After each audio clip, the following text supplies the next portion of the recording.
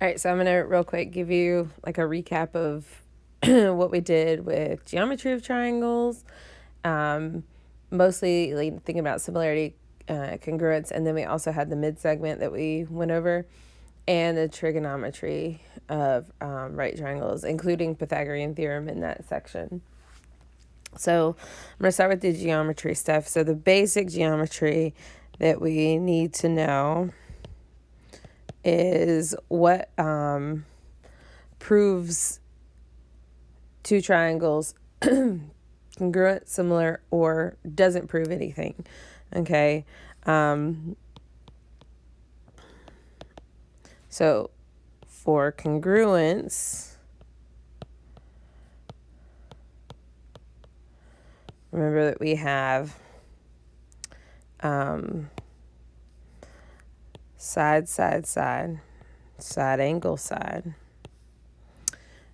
angle, side, angle, angle, angle, side, as well as HL. For similarity,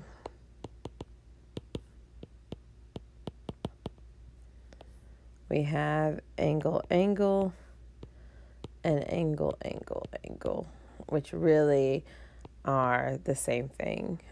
Also, just recall that in similarity, things are proportional. Right? So if you had one angle and you knew that the sides were in proportion, that would also lend itself to telling me similarity. And then the other stuff doesn't prove anything. Okay? No congruence or similarity. Okay? Angle, side, side. Or when you just have two, right? Angle, side, angle by itself, side, side, side, right? These don't prove anything. But the biggest one is this one, because for some reason, everybody wants to put it down because it's got the three letters. But just remember angle, side, side. And it doesn't even matter if it's reversed. Side, side, angle is still not a thing because of that weird thing where you can build more than one triangle, one obtuse, one acute. Okay, so these are the basics on geometry when we're proving something congruent or similar. The next part is the mid-segment. Okay, so just a few reminders about the mid-segment. The mid-segment of a triangle is when I construct my triangle, find the midpoint of two sides, and I connect them, right? And since those are the midpoints, I know they cut the two sides in half. The key thing here, I'm going to call this triangle XYZ, is that the mid-segment, or AB, is half of YZ. AB is also parallel to YZ. And we know we can construct more than one, right? If I put the other two mid-segments in here, right?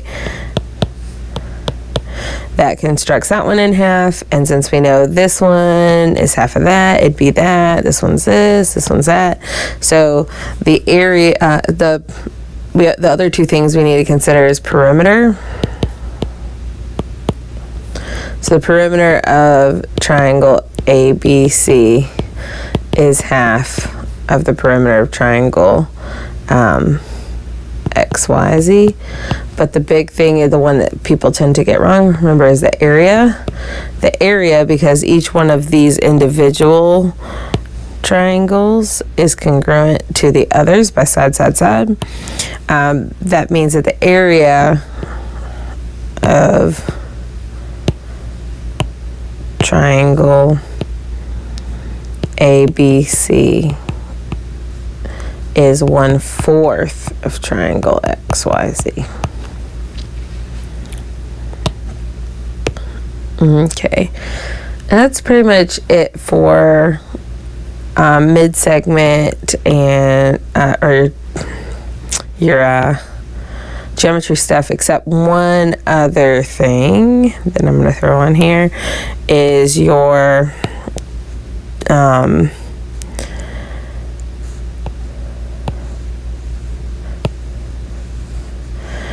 angle theorems. So we have the triangle sum theorem. Okay, and I'm going to label these angles A, B, C, and D. And we know that A plus B plus C has to be 180. And then there's the exterior angle theorem, which remember your exterior angle is angle D, and angle D is equal to A plus B. And that's those, they're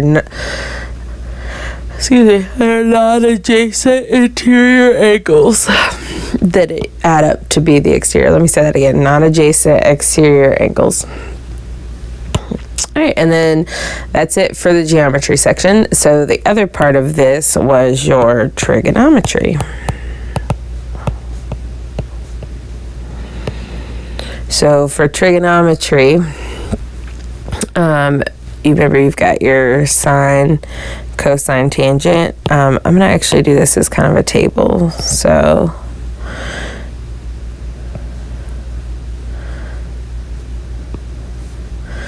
based on what you're given, right, you should use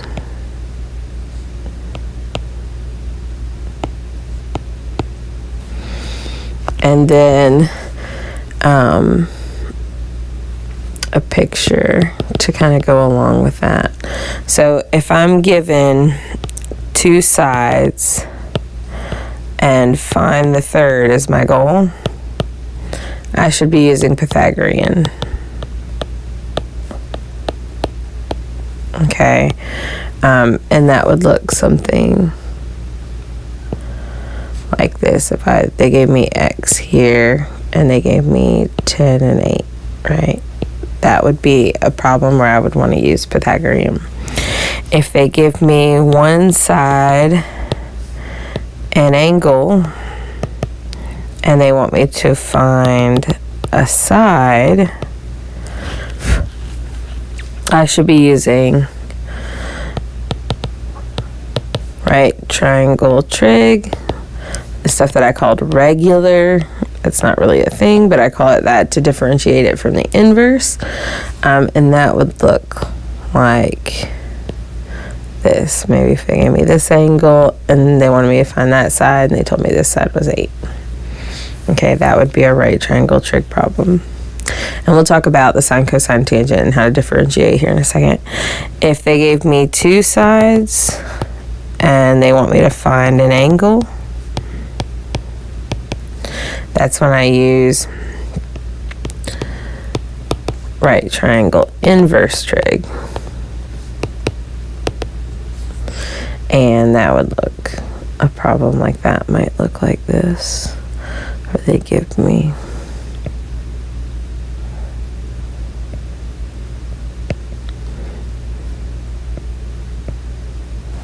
that.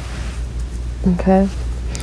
So, just a reminder about why right triangle trigonometry works. Remember, the whole point of this is because every triangle you draw is similar to the next. Like if I draw a triangle, if I have a triangle that's got a 10-degree angle, the next triangle that I have, the sides are going to be in the same proportion as the original 10-degree triangle that I drew. So just to kind of go over some trigonometry basics, remember you've got sine theta equals opposite over hypotenuse. You've got cosine theta equals adjacent over hypotenuse. And you've got tangent theta equals adjacent. Sorry, I was about to write the wrong thing. Opposite over adjacent. And that one, remember the shortcut to remember, SOHCAHTOA. Okay, and a couple things on labeling, because that's our biggest issue. If I have a triangle here, let's say this is my right angle, remember that the hypotenuse is always across from the right angle, that the opposite is always across from my reference angle, and that adjacent is essentially the one that's left over. So just make sure you label everything right and then set it up correctly. Don't forget about the imaginary one on the left. That's your bread and butter to do it right. That should be it for those things.